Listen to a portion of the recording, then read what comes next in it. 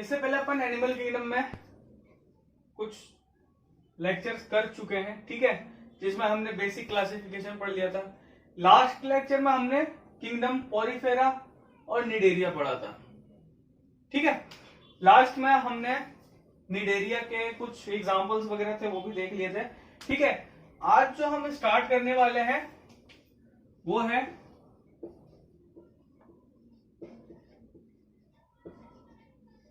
Phylum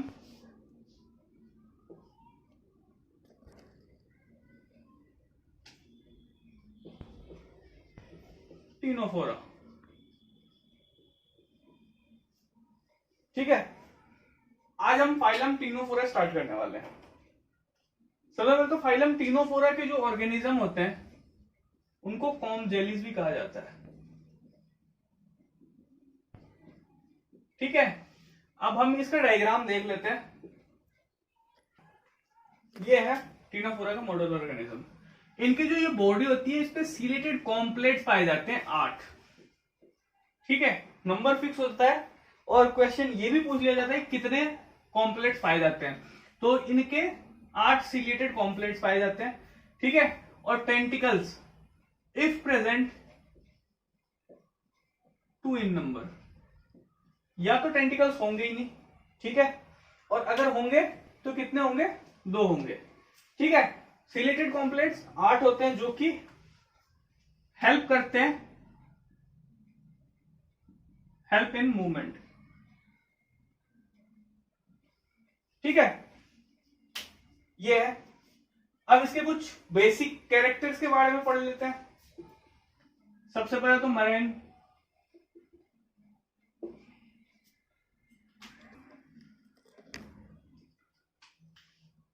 दूसरा diploblastic, exclusively marine होते हैं। डिप्लोब्लास्टिक मतलब 2 जर्म लेयर्स प्रेजेंट होती है। अगर आपने इससे पहले वाले वीडियोस नहीं पढ़े तो आपको ये क्लासिफिकेशन समझ में नहीं आने वाली, ठीक है। तो इससे अच्छा होगा आप पहले वीडियोस देखें उसके बाद फिर ये क्लासिफिकेशन पढ़ें, ठीक है। डिप्लोब्लास्टिक हमने टेंटिकल्स पढ़ ही लिया। टेंटिकल्स अगर प्रेजेंट होंगे तो 2 प्रेजेंट होंगे और टेंटिकल्स कंटेन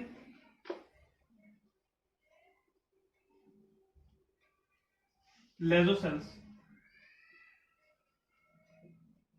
ठीक है। हम जब निडेरिया पढ़ रहे थे तो हमने एक स्पेशलाइज्ड सेल के बारे में पढ़ा था, नीडोब्लास्ट, जो कि स्टिकी होते हैं, ठीक है। तो इनके अंदर नीडोब्लास्ट सेल प्रेजेंट नहीं होते, ठीक है। इनके अंदर लेजोसेल्स प्रेजेंट होते हैं, यानी जो इनके क्या बोल सकते हैं अपन, जो नीडोब्लास्ट सेल होता है उसको अपन लेजोसेल से कंपेयर कर सकते हैं, ठीक है। इनको जनरली सी वॉलनट, सी गूसबेरी,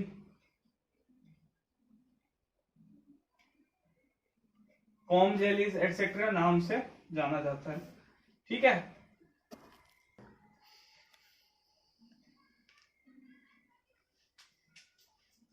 लेजोसेल्स को अपन कोलोब्लास्ट सेल्स भी कहते हैं। क्वेश्चन में इन दोनों में से कोई भी पूछ लेगा, ठीक है। Animal has blind cell body plan,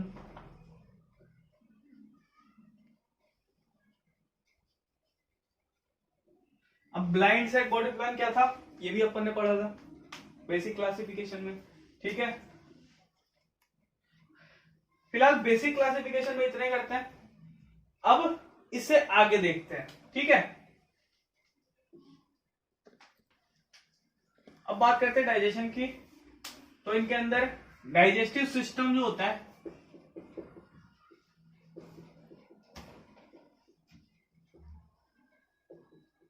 वो इनकम्प्लीट टाइप का होता है, ठीक है। इनकम्प्लीट डाइजेस्टिव सिस्टम होता है और जो डाइजेशन होता है वो बहुत एक्स्ट्रा सेलुलर एंड इंट्रासेलुलर, यानी जो डाइजेशन होता है, अब एक्स्ट्रा सेलुलर जो सेल से बाहर डाइजेशन होता है, इंट्रासेलुलर जो सेल के अंदर डाइजेशन होता है, इनकम्प्लीट डाइजेस्टिव सिस्टम अपन ने पढ़ा ही था, ठीक है, जिसके अंदर सिर्फ एक ही ओपनिंग होती है जो बोथ माउथ एंड एनस की काम करती है, ठीक है। अब इसके कुछ बेसिक जो आता है, ठीक है, एक तो ये जो ऑर्गेनिज्म है, ऑर्गेनिजम्स शोज बायोल्यूमिनेसेंस। बायोल्यूमिनेसेंस मतलब क्या होता है? बायोल्यूमिनेसेंस होता है अपने अंदर लाइट प्रोड्यूस करते हैं, यानी लाइट चमकते हैं ये रात को, ठीक है, जैसे जुगनू होता है, ठीक है। तो एनिमल शोज बायोल्यूमिनेसेंस, ठीक है।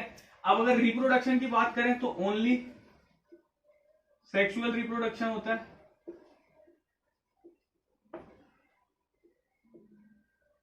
सिर्फ सेक्सुअल रिप्रोडक्शन होता है, ठीक है। और ऑर्गेनिज्म जो होते हैं हर्माफ्रोडाइट होते हैं।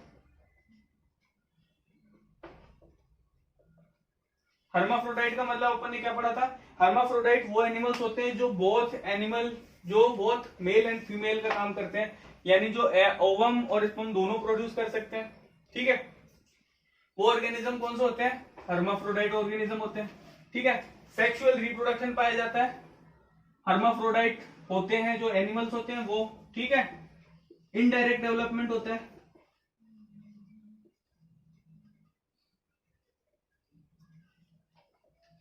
अब हमने डेवलपमेंट भी दो तरह के पढ़े थे, डायरेक्ट डेवलपमेंट और इनडायरेक्ट डेवलपमेंट, ठीक है। तो इनडायरेक्ट डेवलपमेंट क्या होता है? जिसके अंदर लार्वा फेज प्रेजेंट होता है, यानी जिनमें लार्वा प्रेजेंट होते हैं, ठीक है। तो अब इनडायरेक्ट डेवलपमेंट है तो इसमें लार्वा भी प्रेजेंट होगा, ठीक है। तो लगे हाथ लार्वा का नाम भी देख लेते हैं। तो यहाँ जो लार्वा होता है, जो इनका लार्वा होता है उसका नाम होता है सिड्डीपिड, सिड्डीपिड लार्वा, ठीक है। ये लार्वा प्रेजेंट होता है, ठीक है। और इसके जो एनिमल्स होते हैं शोज रेडियल सिमेट्री,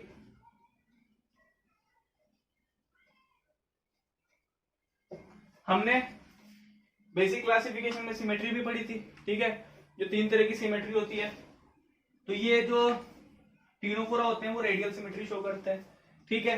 और क्या? नर्वस सिस्टम वो है डिफ्यूज टाइप, डिफ्यूज टाइप का नर्वस सिस्टम होता है, ठीक है। बेसिकली इसके अंदर बस यही चीज होती है। और एक इंपॉर्टेंट चीज,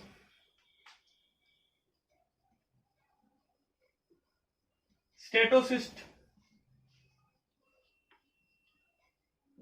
स्टेटोसिस्ट नाम का सेल होता है जो कि एब ओरल एंड पे प्रेजेंट होता है,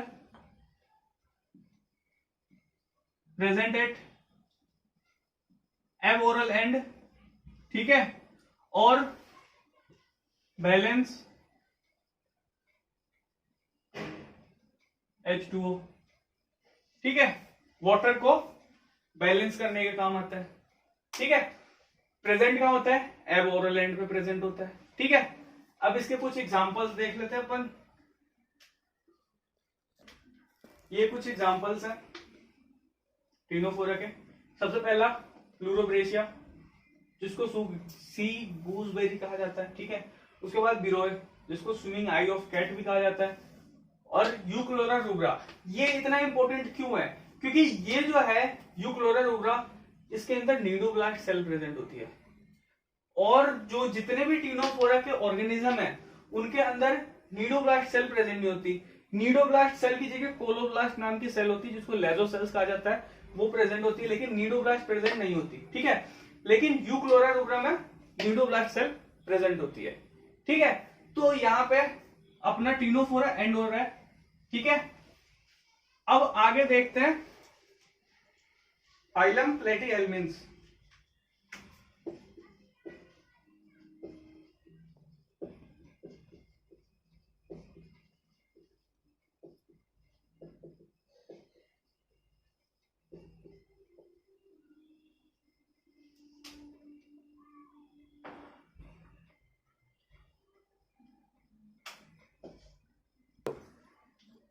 प्लेटिहेल्मिन्थ्स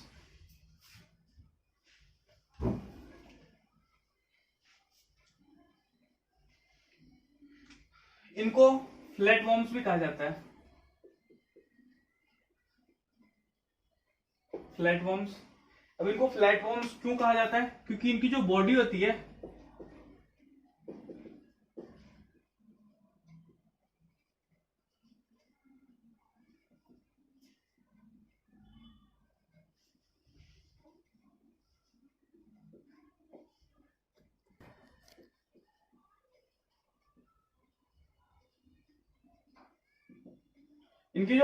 वो डोर्सो वेंट्रली फ्लैट होती है। ठीक है, first animals with bilateral symmetry,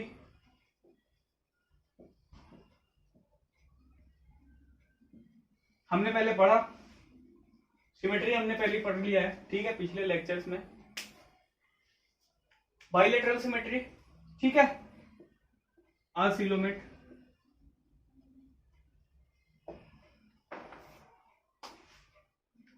प्लेटिहेल्मिन्थ्स flatworm कहा जाता है इनको। और फ्लैटवर्म क्यों कहा जाता है? क्योंकि इनकी जो बॉडी होती है वो डोर्सो वेंट्रली फ्लैट होती है। इसके बाद first animals with bilateral symmetry, bilateral symmetry के ये पहले एनिमल्स होते हैं, ठीक है। फिर उसके बाद असिलोमेट, असिलोमेट मतलब ट्रिप्लोब्लास्टिक होंगे, ठीक है, लेकिन सिलोम प्रेजेंट नहीं होगा, ठीक है। ये इकलौते ऐसे ऑर्गेनिज्म है जो ट्रिप्लोब्लास्टिक होते हुए भी असिलोमेट होते हैं, ठीक है। इसके बाद most of the animals are endoparasite except planaria which is free living। इसके जो मोस्ट ऑफ द एनिमल्स होते हैं वो एंडोपैरासाइट होते हैं, एक्सेप्ट प्लेनेरिया जो कि फ्री लिविंग होता है, ठीक है। अब इसके एंडोपैरासाइट्स में दो आते हैं, पहला आता है फेसियोला, ठीक है, इसको लिवर फ्लूक भी कहा जाता है, ठीक है। डाइजेनेटिक एनिमल होता है। डाइजेनेटिक एनिमल्स क्या होता है? डाइजेनेटिक एनिमल्स वो होते हैं जिनके दो होस्ट होते हैं, ठीक है, मतलब टू होस्ट प्रेजेंट। पहला गोट, शिप, ठीक है, और दूसरा स्नेल, ठीक है। और दूसरा जो आता है वो टीनिया आता है, टीनिया सोलियम, ठीक है, जिसको टेपवर्म कहा जाता है। ये भी डाइजेनेटिक होता है।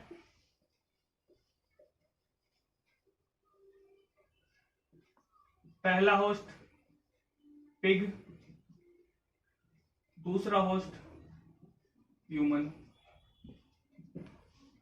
ठीक है।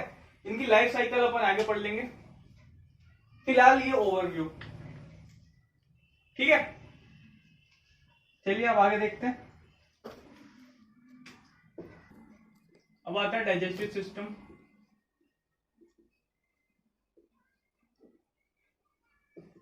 ठीक है, डाइजेस्टिव सिस्टम जो होता है वो इनकम्प्लीट होता है, मतलब सिंगल ओपनिंग प्रेजेंट होती है, ठीक है। बट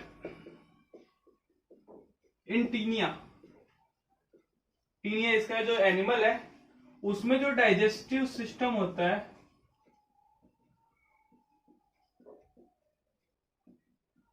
एब्सेंट होता है, ठीक है। डाइजेस्टिव सिस्टम ही एब्सेंट होता है, मतलब उसके माउथ वगैरह जो होते हैं वो एब्सेंट होते हैं। तो अब टीनिया जो है फूड कैसे लेता है? तो जो टीनिया की आउटर मोस्ट लेयर होती है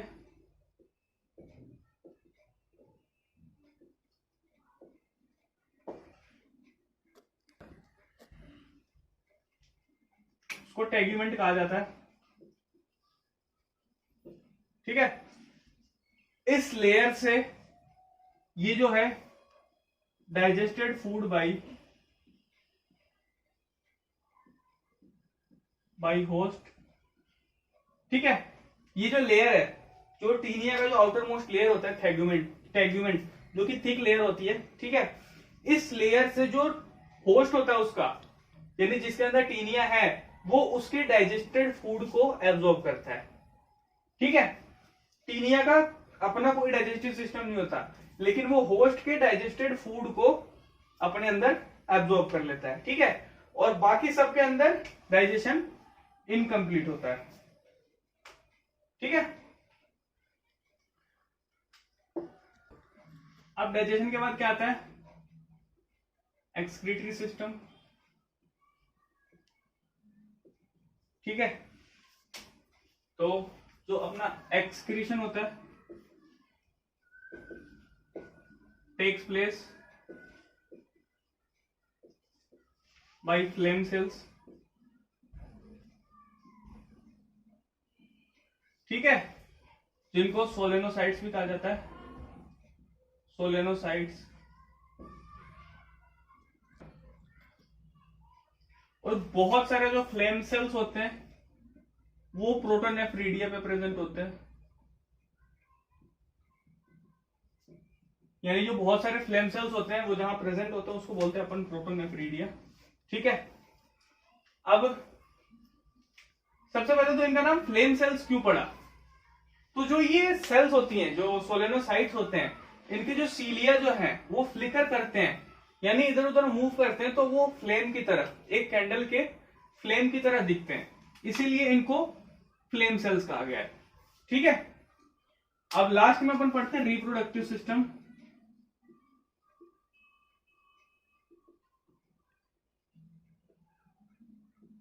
रिप्रोडक्टिव सिस्टम में जो सबसे पहला आता है वो है कि animals are hermaphrodite, indirect development,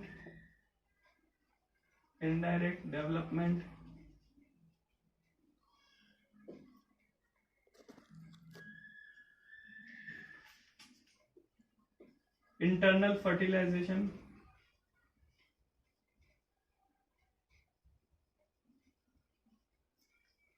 animals are hermaphrodite, मतलब मेल और फीमेल दोनों कैरेक्टर्स के होंगे, ठीक है। स्पर्म ओवम दोनों प्रोड्यूस करेंगे, ठीक है।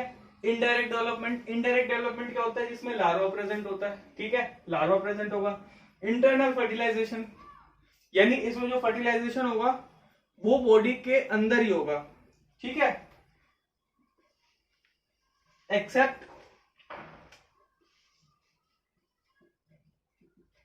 स्काइस्टोसोमा, ठीक है।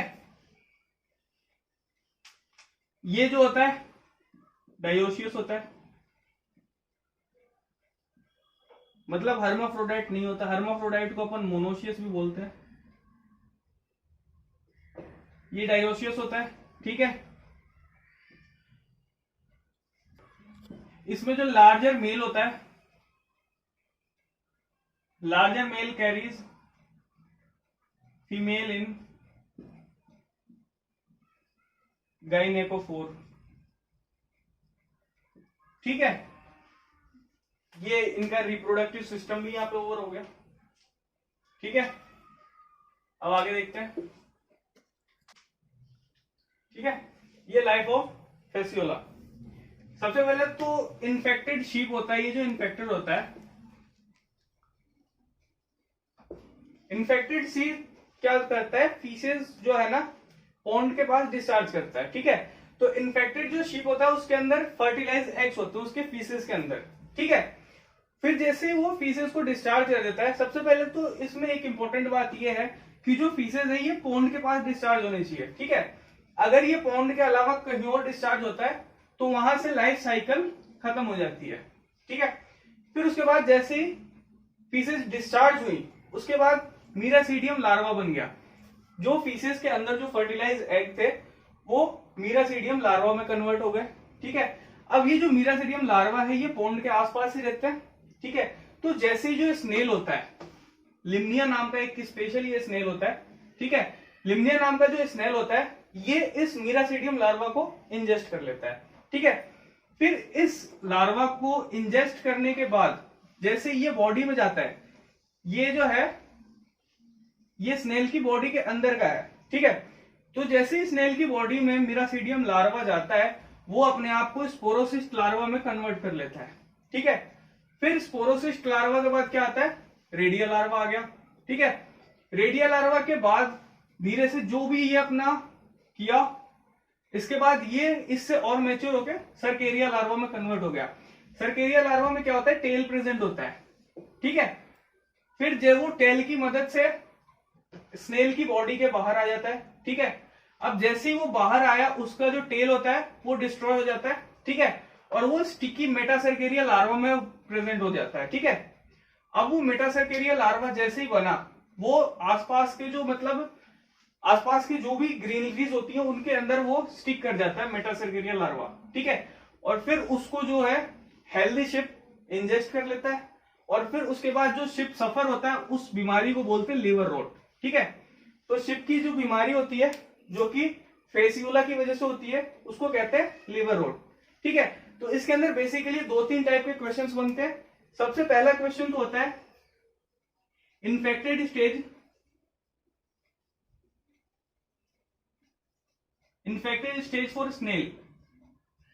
स्नेल के लिए जो इन्फेक्टेड स्टेज वो कौन सा होता है, मीरासीडियम। ठीक है,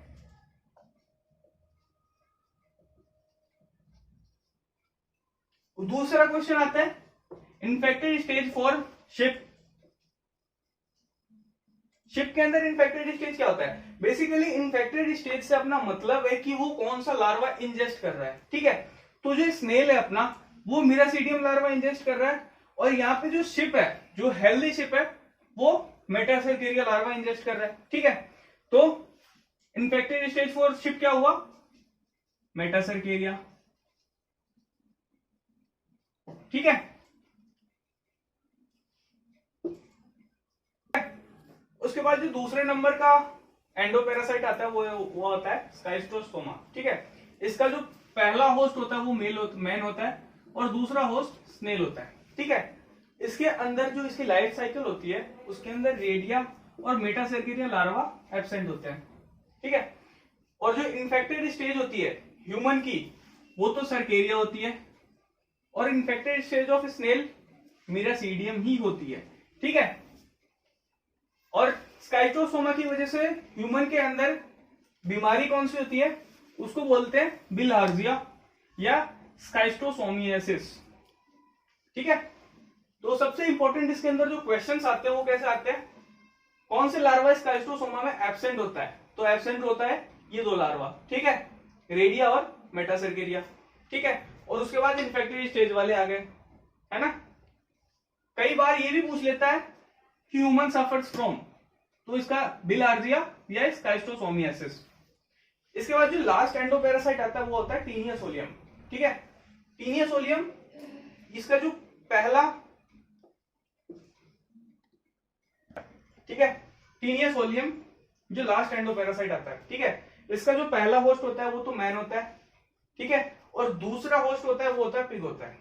ठीक है, तो इसके अंदर जो इन्फेक्टेड ह्यूमन होता है वो अपने फीसेस के साथ फर्टिलाइज एग निकालता है। ठीक है, जिसके अंदर ऑन्कोस्पोर लार्वा प्रेजेंट होता है। ठीक है, अब ऑन्कोस्पोर लार्वा को क्या करते हैं, पिग इंजेस्ट कर लेते हैं, जो पिग होता है वो इंजेस्ट कर लेता है, और पिग की बॉडी के अंदर हेक्साकैंथ लार्वा बनता है। ठीक है, अब हेक्साकैंथ लार्वा जो होता है वो पिग की बॉडी के अंदर डेवलप होते होते सिस्टी सर्कस में कन्वर्ट हो जाता है। ठीक है, जिसको ब्लैडर वॉर्म भी कहा जाता है। ठीक है, उसके बाद वो जो पिग होता है उसके वॉल्यूंटरी मसल्स के अंदर जाके फंस जाता है। कौन फंस जाता है, सिस्टी सर्कस। ठीक है, उसके बाद क्या होता है, जैसे अब उस पिग को कोई भी इंसान खाता है, यानी अगर मीजली पोर्क बेसिकली ये होता है अनकुक्ड पिग, मतलब अगर पिग को पकाने में कोई गलती हो गई या फिर अनकुक्ड रह गया तो उसकी जो वॉलंटरी मसल्स होती है उसके अंदर ये सिस्टिसर्कस लार्वा प्रेजेंट होता है, ठीक है। और फिर वो ह्यूमन के अंदर चला जाता है और इससे जो प्रॉब्लम क्रिएट होती है वो होती है टीनियासिस, ठीक है। तो ये फाइलम प्लेटिहेल्मिन्स, ठीक है। इसके कुछ एग्जांपल्स देख लेते हैं, ठीक है। ये एग्जांपल है प्लेटिहेल्मिन्स के। ये कुछ बेसिक टेपवर्म होते हैं, ठीक है। इनमें से भी क्वेश्चन आ जाता है, जैसे टीनिया सोलियम को अपन पोर्क टेपवर्म बोलते हैं, टीनिया सेजिनेटा को बीफ टेपवर्म बोलते हैं और एकाइनोकोकस को डॉग टेपवर्म बोलते हैं, ठीक है। अब इनकी साइज पे क्वेश्चन पूछा जाता है, तो जो सबसे छोटा होता है वो होता है एकाइनोकोकस, जो कि डॉग टेपवर्म है। उससे बड़ा होता है वो टीनिया सोलियम होता है, जो कि पोर्क टेपवर्म है। और जो सबसे बड़ा होता है वो टीनिया सेजिनेटा होता है, जो कि बीफ टेपवर्म है, ठीक है। ये लास्ट में ये कुछ जैसे फेसियोला, हमने इसकी लाइफ साइकिल पढ़ी, ठीक है। इसको लीवर फ्लूक कहा जाता है। और जो ये स्काइस्टोसोमा होता है, इसकी लाइफ साइकिल भी हमने पढ़ा था ह्यूमंस के अंदर, इसको ब्लड फ्लूक कहा जाता है, ठीक है। तो यहाँ पे जो अपना फाइलम प्लेटिहेल्मिन्स है ये ओवर होता है और इस वीडियो को यहीं पे एंड करते हैं, ठीक है। Thank you.